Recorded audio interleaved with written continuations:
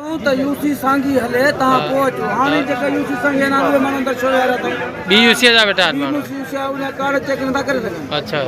करना बाप कम के हलाए ना बार बच्चा असन परेशान है असा में असन छो था जदी असा के चो तो यूसी सांगी ता अचो तो ता जा हलाइंदा यानी बाड़ा परेशान है असा परेशान हो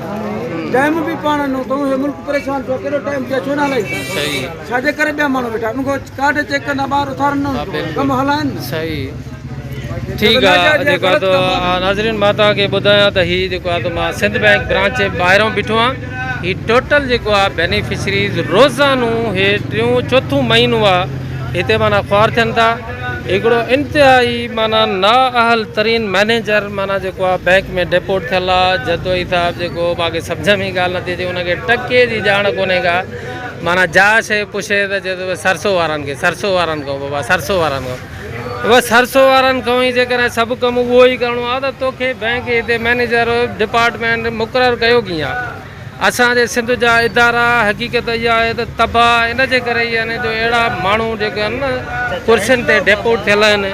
जेकिन माण्हुनि खे न पंहिंजे कम जी ॼाण आहे न के पब्लिक जो को एहसासु आहे न वरी काई माना असांजे मोहतरम बापरदा जेको आहे तो ख़वातीन जो को एहसासु आहे उन्हनि जो को रहम ई आहे त हिते जेको आहे सरसो अमलदार ऐं बैंक अमलदार मिली करे हिकिड़ी करप्शन जी बाज़ार इन्हनि गरम कई आहे फ़ी माण्हूअ खां ही 4,000 5,000 रुपया वठी करे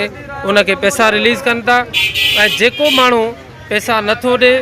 उन्हनि खे जेको आहे इहे ब्लैकमेल कनि था परेशान कनि था उहे माण्हू जेके आहिनि उहे सुबुह खां वठी हिते बीह रहनि था शाम ताईं बीह वरी वापसि हलिया था वञनि ऐं हिननि खे कंहिं क़िस्म जो को बि राम नथो हुजे हराम जे पैसे माण्हुनि खे एॾो त हराम करे छॾियो आहे एॾो त माना जेको आहे उन हराम जे हॾीअ ते उन्हनि जो पूरो जिस्म माना जेको आहे हराम थी वियो आहे जो उन्हनि खे कयल ऐं अहसासु कोन्हे ऐं हिलाल जी कमाई जो जेको लुकमूं को हुजनि अंदर में जिस्म में त को अहसासु बि अचनि हीअ सभु माण्हू असांजे सिंध जा मारूआड़ा ग़रीब मिसकीन हिते जेको आहे तो बेबस बीठा आहिनि ऐं हीअ जेको आहे तो हीअ जेको बैंक जो जेको अमलो आहे हीअ जेको सिंध बैंक जो अमलो हीअ सिंध बैंक गड़िया सीन ब्रांच मां सम्झा थो पियो त टोटल अमलो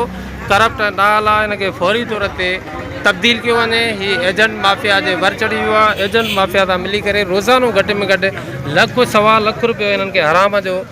जेको आहे मिले थो उन खां पोइ हीअ जेको आहे कम जी शुरूआति कनि था ऐं सरसो जेको आहे मुकमल तरह हिननि सां माना मिलियल आहे ये जो सरसों था सरसों के माना अलग नथा करे सघो सरसों गड़िया सीन जी जेका न त सरसों वारनि जो कहिड़ो कमु आहे अंदरि बैंक में वेही था रहनि ऐं सरसों वारा हिननि खे लिस्ट था ॾियनि या सरसों वारा हिननि खे माण्हू था माना जेको आहे ॾियनि